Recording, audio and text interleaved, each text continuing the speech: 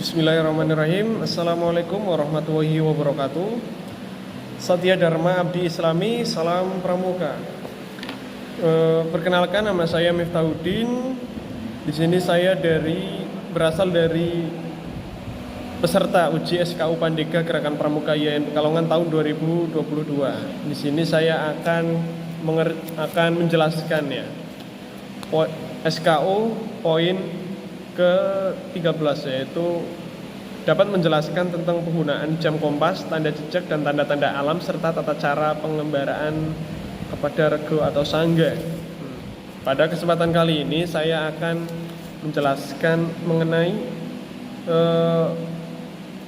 kompas ya. Jadi apa itu si kompas? Kompas itu merupakan alat navigasi untuk menetapkan arah mata angin, jadi untuk menetapkan posisi arah mata angin ya. Jadi untuk prinsip kerja dari kompas ini berupa panah penunjuk magnetis ya, yang memberikan rujukan atau arah tertentu yang menyelaraskan dengan medan magnet bumi secara akurat. Jadi untuk ketepatan dari kompas ini akurat ya, karena menggunakan medan magnet sebagai tumpuan utamanya. Nah, fungsi utama dari kompas ini adalah menentukan atau mengetahui arah dan besaran derajat suatu arah. Juga untuk mengetahui lokasi suatu medan berdasarkan peta. Jadi terkadang ketika kita sedang berada di alam bebas, itu kadang kita tidak bisa menentukan arah mata angin, mana yang barat, mana yang timur, mana yang utara, mana yang selatan. Nah, gunanya kompas ini untuk mengetahui arah mata angin. Jika di dalam hutan kita tidak bisa menentukan arah mata anginnya. Kemudian yang selanjutnya saya akan menjelaskan macam-macam jenis dari kompas ya. Yang pertama itu ada kompas analog. Jadi kompas analog itu memiliki berbagai jenis ya. Yang pertama itu ada kompas lensa, kompas bidik ya, bukan didik, kompas bidik, dan yang terakhir adalah kompas orientering. Dan yang macam kedua yaitu kompas digital. Untuk kompas digital sendiri tidak perlu saya jelaskan ya, bahwa untuk penggunaan dari kompas digital ini itu sangat instan sekali, yaitu dengan cara kita di situ di kompas digital itu sudah ada menu yang dapat secara mudah kita menentukan arah di mana kita berada, arah mata angin dan lain-lain, sehingga untuk kompas digital ini sangat mudah sekali digunakan tanpa kita bisa mengetahui bagian-bagian yang terdapat dalam kompas pun kita sudah bisa menentukan arah mata angin. Namun beda lagi dengan kompas jenis analog. Jadi kompas jenis analog itu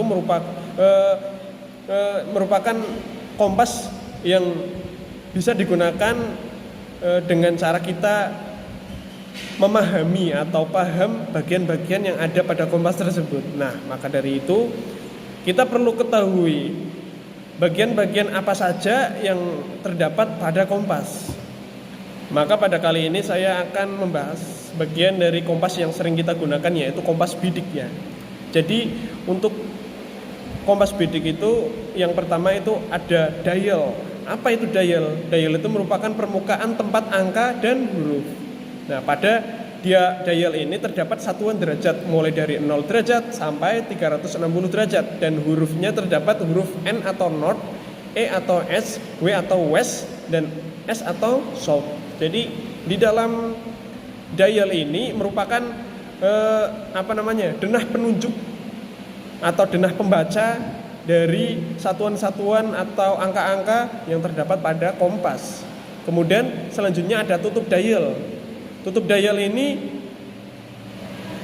berupa tutup dengan dua garis bersudut 45 derajat, atau biasanya itu dapat diputar ya, yang biasanya itu berupa gerigi-gerigi penutup dial. Itu biasanya dapat diputar. Nah, fungsinya itu untuk apa? Untuk mengkalibrasi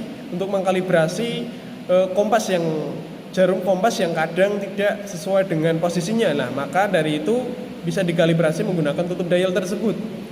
Yang selanjutnya ada visir atau lubang dengan kawat halus pembidik sasaran. Nah, visir itu berada di tengah-tengah tutup dari kompas. Nah, gunanya dari visir itu yaitu merupakan tumpuan utama ketika kita sedang membidik, merupakan garis atau tumpuan utama saat kita membidik suatu objek. Nah, untuk visir ini merupakan kawat yang halus atau kawat kecil yang berada di tengah-tengah. Biasanya itu menjadi garis sumbu ketika kita ingin menentukan atau mengukur objek yang akan kita bidik. Nah, kemudian yang selanjutnya ada kaca pembesar. Untuk kaca pembesar ini untuk melihat derajat pada kompas. Nah, ini juga juga saling terhubung dengan visir tadi ya, karena kaca pembesar ini digunakan dengan acuan visir tadi. Jadi ada yang namanya visir itu nanti diluruskan dengan kaca pembesar sehingga kita bisa mengetahui derajat yang ada pada kompas. Kemudian yang selanjutnya ada jarum penunjuk. Nah, jarum penunjuk ini itu berlawanan atau selalu merujuk kepada utara magnet ya. Jadi selalu mengarah pada utara magnet. Yang selanjutnya adalah alat penggantung. Nah, alat penggantung ini biasanya berupa plat berwarna putih atau plat yang biasanya itu seperti gantungan ya. Nah, gunanya itu untuk menopang ibu jari ketika kita sedang membidik suatu objek. Jadi ketika kita membidik, jempol kita itu dimasukkan pada alat penggantung ini untuk kita sebagai pegangan ketika kita dalam proses pembidikan. Yang selanjutnya yaitu saya akan menjelaskan cara penggunaan kompas ya. Cara penggunaan kompas bidik. Yang pertama, letakkan kompas di atas permukaan yang datar ya. Jadi untuk kompas itu tidak akan sesuai dengan tepat dengan arah mata angin jika permukaannya itu tidak datar atau bisa berarti miring ya.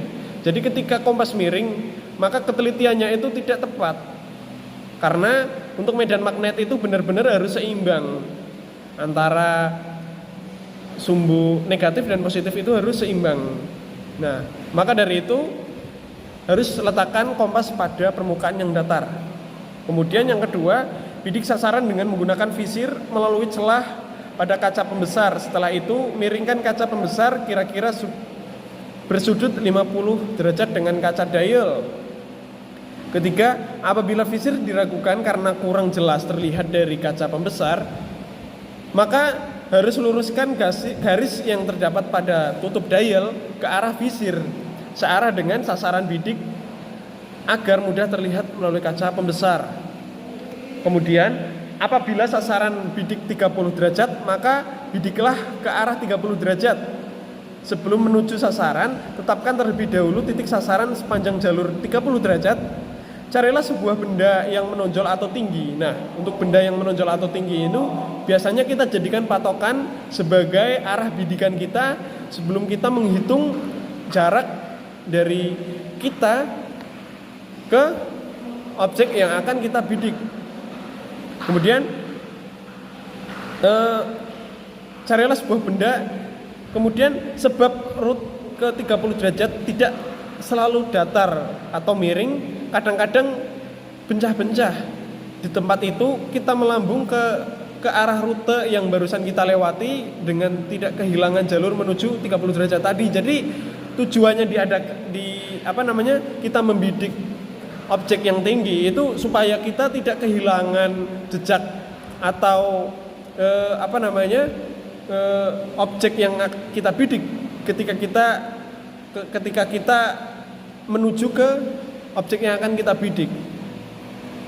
Karena terkadang di dalam hutan medannya itu tidak selalu datar ataupun miring, kadang berbukit-bukit sehingga kita terhalang akan bukit maupun pohon yang berada dalam hutan tersebut.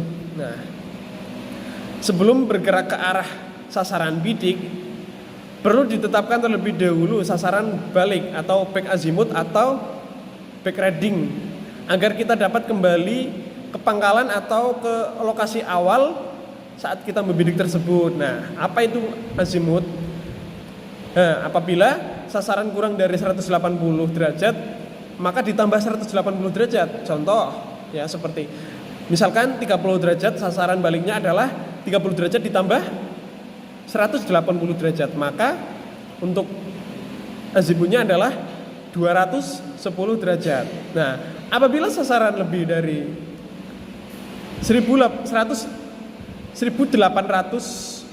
sama dengan dikurangi 180 derajat. Contoh, 240 derajat, sasaran baliknya adalah 240 derajat diambil 180 derajat. Berarti untuk back azimutnya sama dengan 60 derajat.